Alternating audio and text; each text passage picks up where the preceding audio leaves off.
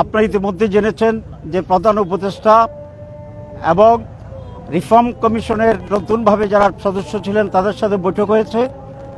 ওনারা কিভাবে এটা করবেন এবং বিভিন্ন দলের সাথে স্টেক হোল্ডারদের সাথে আলাদাভাবে আলোচনা করবেন সে বিষয়ে আলোচনা হয়েছে।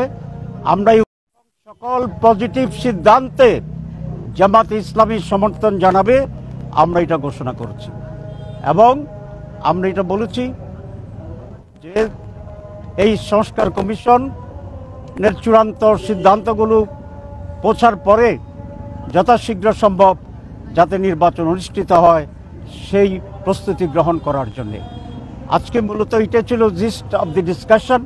আর ডিটেলসটা ওনারা আমাদেরকে বই দিবেন, সেটা পর্যালোচনা করে আমরা জামাত ইসলামী এবং ওই যে টিম আছে সরকারের তার সাথে আলাদা বৈঠক হবে, মত বিনিময় হবে এবং সেখানেই আমরা আমাদের মূল সিদ্ধান্ত এবং আলোচনা জানাবো।